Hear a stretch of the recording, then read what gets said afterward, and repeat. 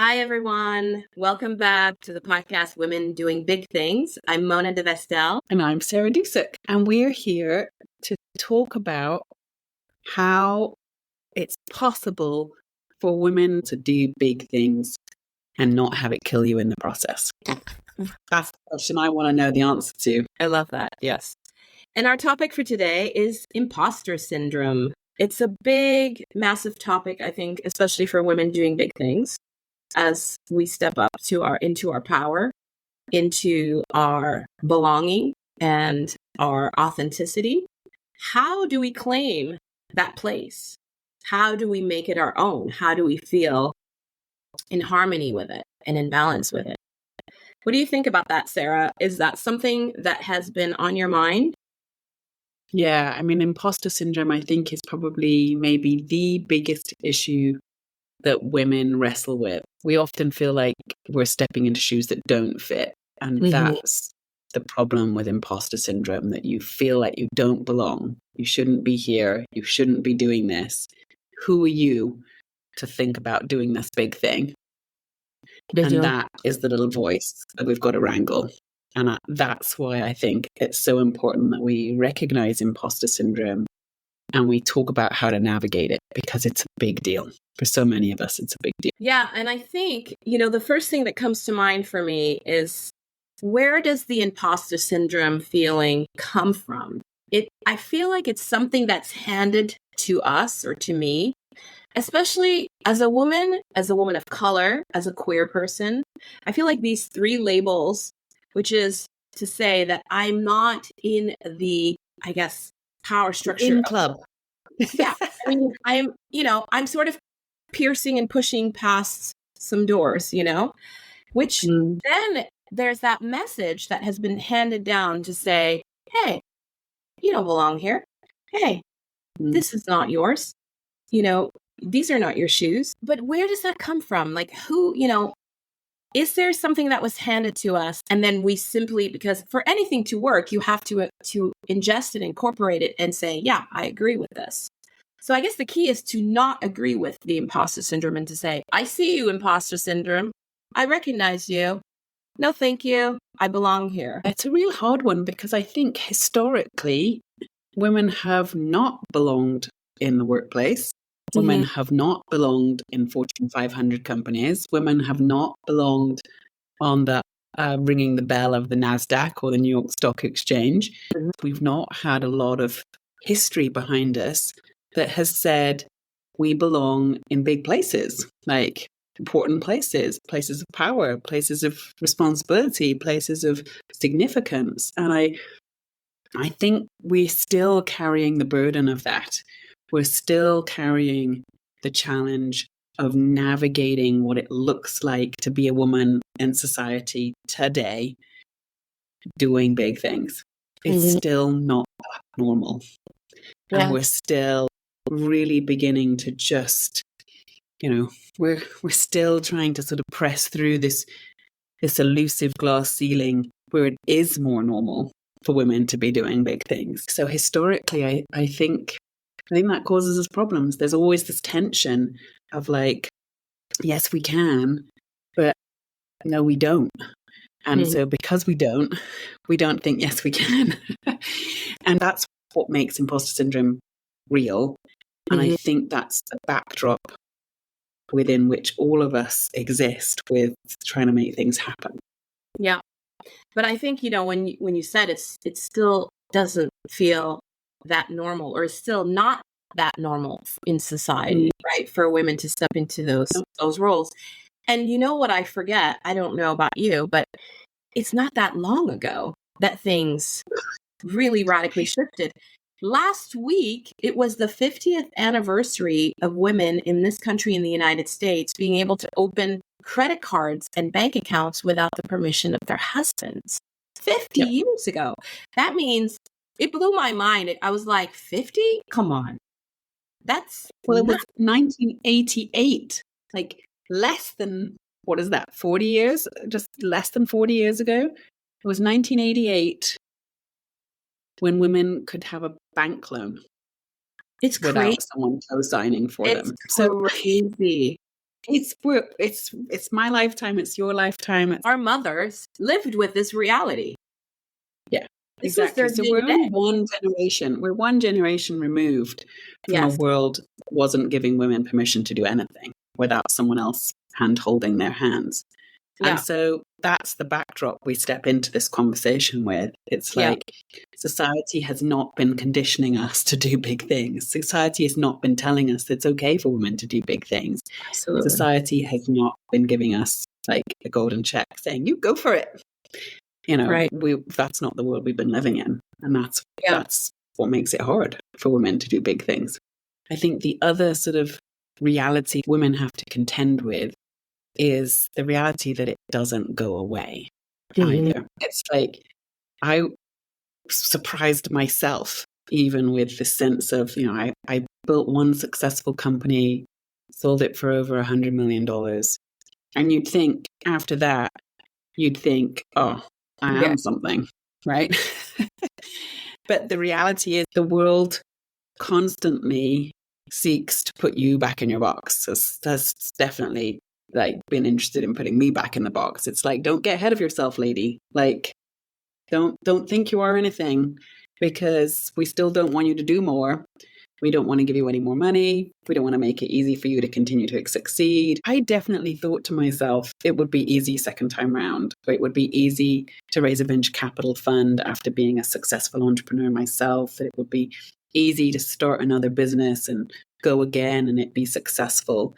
And it's not. It hasn't been. And so not only is that, well, that's reality and imposter syndrome in the mix, right? So there's two sides of that coin that says it's not easy for women to succeed, period. And two, then there's the inner belief that you're having to wrestle with was like, well, should I be doing this? Am I capable of doing this? Am I capable of running a venture capital fund? Am I able to manage hundreds of millions of dollars? Should I be entrusted with that? And it's like, I just don't think any man ever asks those questions. It's like, I just don't think that's a reality that men wake up in the morning and they go, should I be a wealth manager managing billions of dollars of assets today? I just don't think they think that.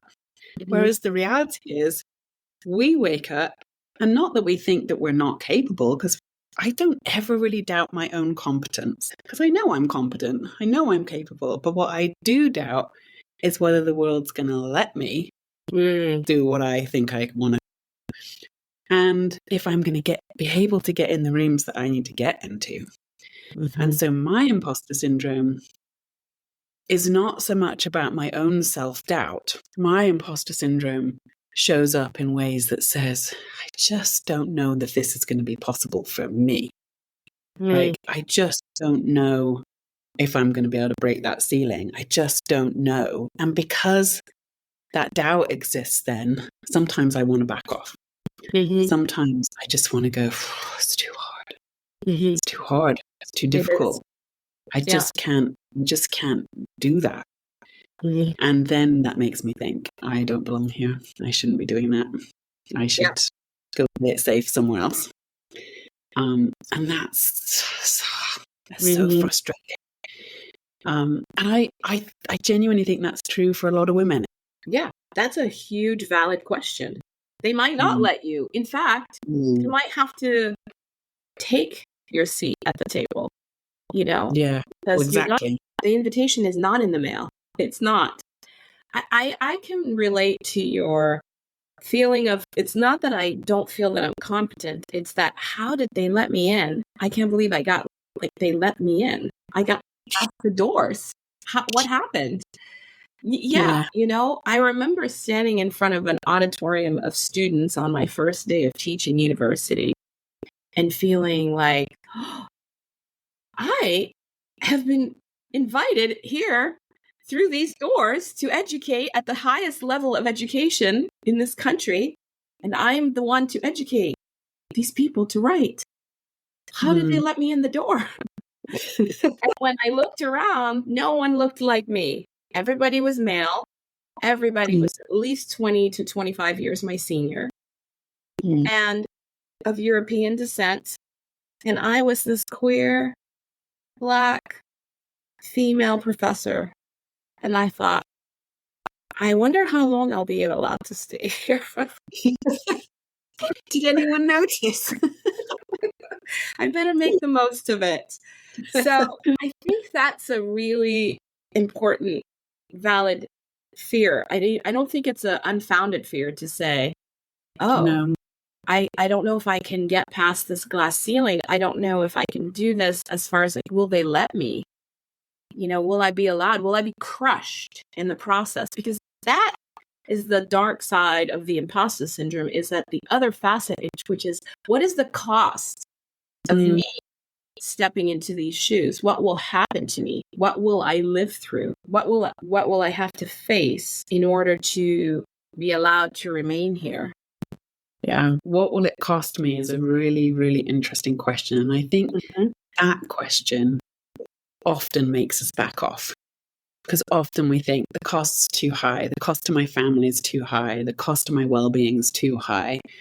And I think everything about imposter syndrome is designed, and the dark side of it is all about designed trying to keep us small and playing safe, playing small, backing off.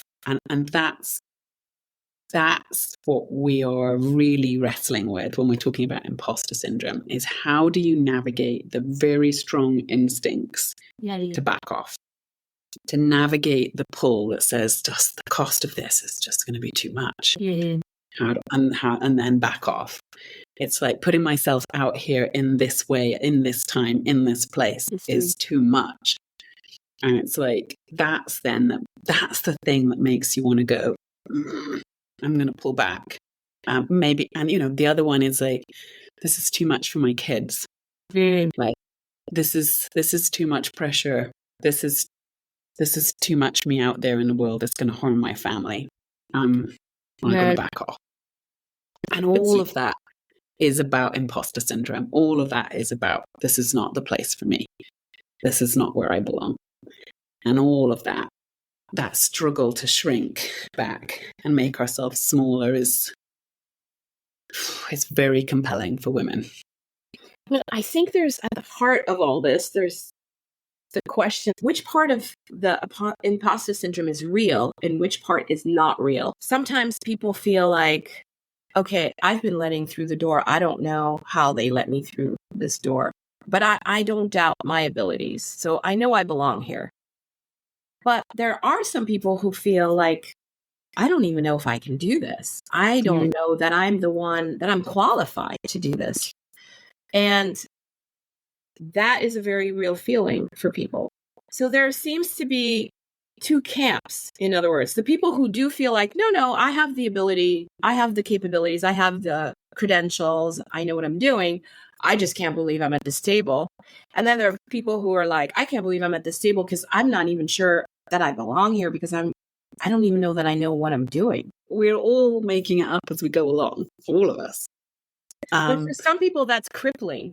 Like, they convince themselves, and I say that because they are qualified. Like, they have credentials from some of the best the highest, best educational institutions in the world. Yeah. An MBA from Harvard, and you're like, oh, I don't know. Do I know what I'm doing? And it's like, yeah, you know what you're doing. But somewhere along the way, the message got crossed and it starts seeping in with the poison of misogyny. I mean, really, right? Yeah. I think maybe that's one of the benefits. There aren't many benefits of being an entrepreneur, but maybe this is one benefit of being an entrepreneur in the sense that that you're having to figure it out. Like, the whole entrepreneurial journey is figuring out and not knowing and figuring out, not knowing and figuring it out. And so maybe you get more comfortable with this feeling of, I don't know the answers, or I don't know the outcomes, or I don't know the solutions, because you're having to figure them out and make things up as you go along. And I am building the table. And that's, you used that expression earlier, Mona, with like this, there are no seats for you at the table, but so you get used to building your own tables. And I have definitely got used to building tables and inviting other women to come and sit at tables with me. That's huge. And I think genuinely that is what we have to do. We do have to get used to building the tables that don't exist for us yet. And we do have to get used to inviting other women to come sit alongside us and help build more tables, because that's what it's going to take for more women to be in positions of power. And that's what it's going to take for more women to be able to do big things. But I think you're right in the sense of the doubt that says, I don't know that I can, is very real. It's very real. I don't know that this is possible. My version of that is, I don't know if this is possible. But my answer to that is, I'm going to try anyway. And this is where it links back to like being comfortable with failure, right? The more comfortable we are with not getting it right first time, not being perfect, not having it all signed, sealed, and delivered, the more confident and the more capable we can be with trying. And imposter syndrome says, if you can't do anything perfectly, don't show up at all. If you're not going to be world class at this, don't do it. Whereas, the reality is, if we don't try, we will never know the possibility of whether we can or not. And so when I'm wrangling that little voice and I'm struggling with, I don't know if we can, don't know if this is possible, I don't know if I can pull this off or not. I know I'm capable and confident, but whether I can pull this thing off or not, I just don't know. My answer to that is, well, let's see. Yeah. Let's give it a try and see what happens. Yeah. And if I'm not afraid of failing, or if I have a capacity to fail, if I have the capacity to bear something, me not pulling something off and me not being successful, then I can try. And as we've talked about before, it's only when we're trying that the impossible is actually possible. Yep. I love that. And like with failure, for me, my fuel to combating imposter syndrome, like combating my fear of failure, is banking my victories in this little treasure pouch and saying, you've had many victories in the past. And when I'm at the heart of the imposter syndrome or at the heart of the fear of failure, whatever it is, I take a little bite of my treasure pouch, and I say, okay, I remember what it's like to be able to do something that I thought was impossible. I pierced through this. I can do it again. For me, that's huge. I have to have something that says to me, remember, this is a scaffolding that you're climbing on it. You were at the ground level before, and now look, you have this complete horizon above, that's beautiful. This view is incredible from up here, but there's so much more to climb. So I think that's the fuel for me. I don't know what your fuel is. I am driven by action. I'm driven by making things happen. And the possibility of making things happen makes me excited. It makes me feel alive. And I'm a visionary. That's the other thing that probably fuels me, is being able to see things that are not reality yet and have a vision for making them a reality. So a vision probably fuels me, because I've always got a vision for something or other. And that is kind of what motivates me. I want to bring the change that I can imagine. I want to see the change that I can imagine in my head. So I think as far as imposter syndrome goes, I think I allow the vision voice to be louder. So it's like my own internal compass is driven by a vision, a mission. I'm always on a mission.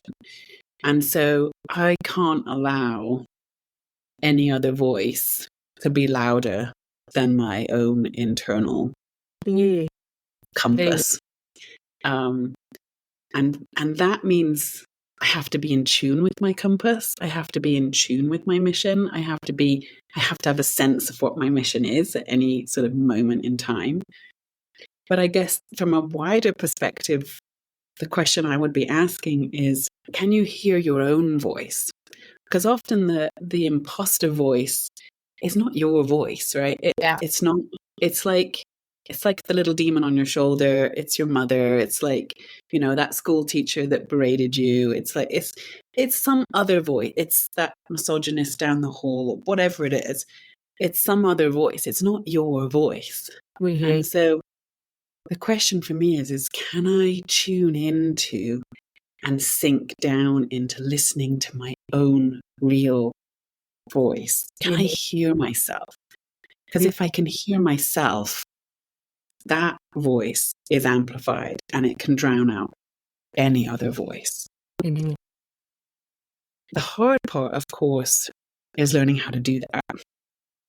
And the hard part is allowing yourself time and space to actually hear you and hear your heart and hear the things you care about and hear what's important to you and hear what really matters to you. And allowing that voice to be your compass, to be your guide, as opposed to every other external voice that may be chattering away at you. I think that's so powerful that you're relying on your voice because nobody can take away your voice. I think that is like the flicker at the center, at the core of yourself, right? That can't be extinguished. And if you are allowing yourself to have time and space to hear that voice, then you can't lose your way. Both these things that you and I are talking about is about ultimately having confidence, which is the complete antidote to imposter syndrome, right? Confidence as opposed to like disbelief with imposter syndrome, of disbelief of some kind.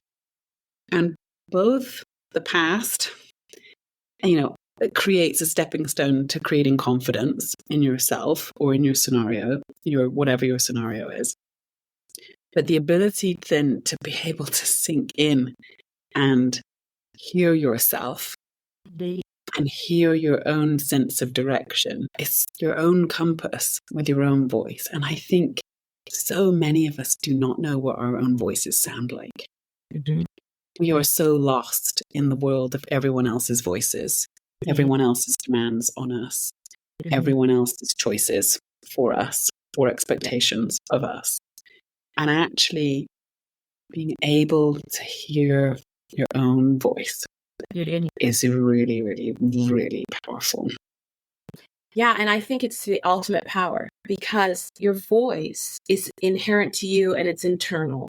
It's not dependent on any external factors that you can't control. And I think that is the compass. I think that's the compass for me anyway. That's the compass.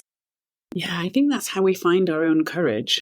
Because that's really what we're talking about is how do we find our own inner confidence? How do we find the courage that we need to do the things that we want to do? And that, for me, is a big thing. It's like, can I hear myself? Because if I can hear myself, I know I can't deny myself. I know I have to listen.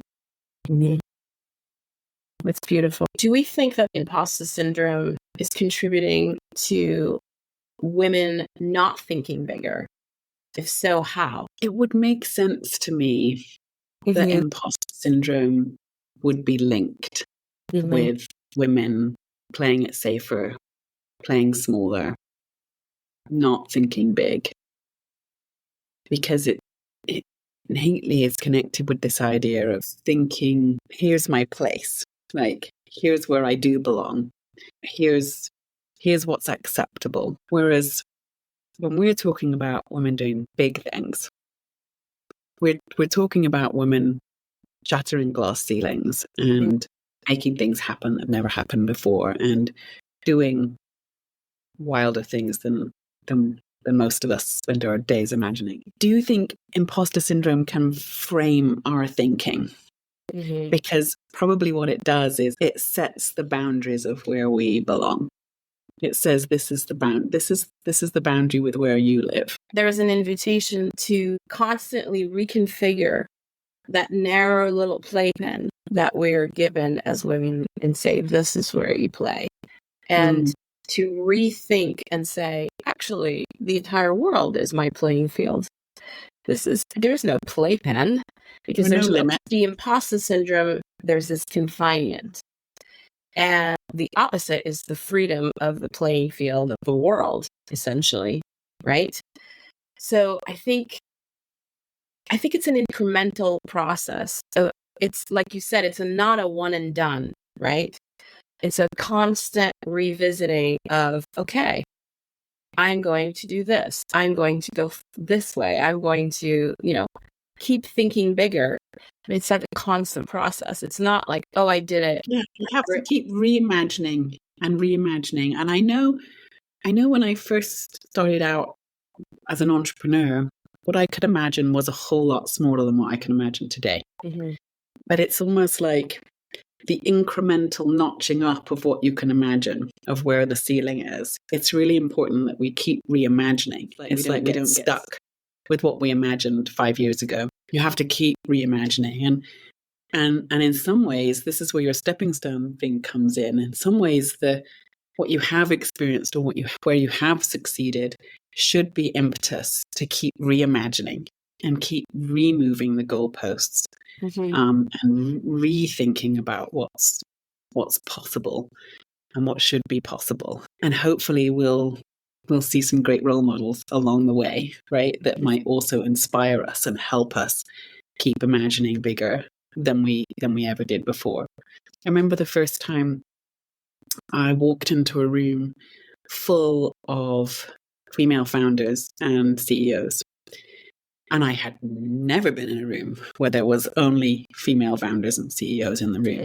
I mean, I was very used to just being like on my own some, and not being in a sphere where there were lots of women.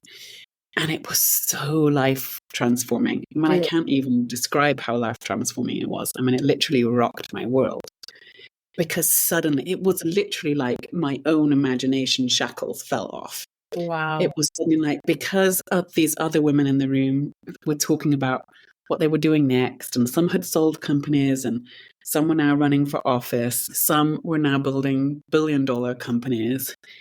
It suddenly sort of woke me up in a way that made me think, oh, wow, there's more people like me. There's people out there that are thinking bigger than I am, and they look like me. Yeah. And I mean, we say it all the time. You can't be it if you can't see it. I mean, we know this is true. We know how important role models are. But I just remember just how powerful it was to sort of be in a room where I was a very small fish in a big pond. But the people in the pond were people who were like me. There was not, they were mothers and daughters and sisters, and, they had lives that were not wildly dissimilar from my own. Hearing them talk and hearing them just explain why it was so important that women did think bigger and did think about, taking a political office or building $1 billion company or just doing something extraordinary that had not been done before. The woman I was sat next to was had a biotech company that was inventing a cancer drug. And, she's a dear friend now and has gone on to sold her company. And I remember thinking, you're doing what?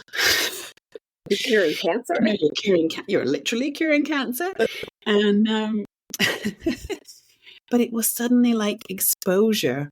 And that's why I think women have maybe, men cottoned onto this idea a long time ago, right? That the boys' club was powerful. We have to realize just how important and just how powerful, not only for doing business with each other, but for helping us reimagine what's possible for our own lives.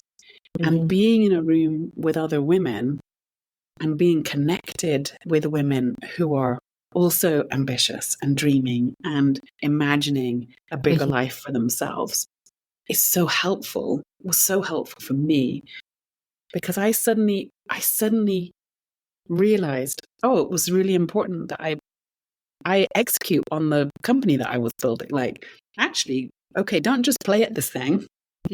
Go get this done. Build a big company, make it valuable. Go do your next thing.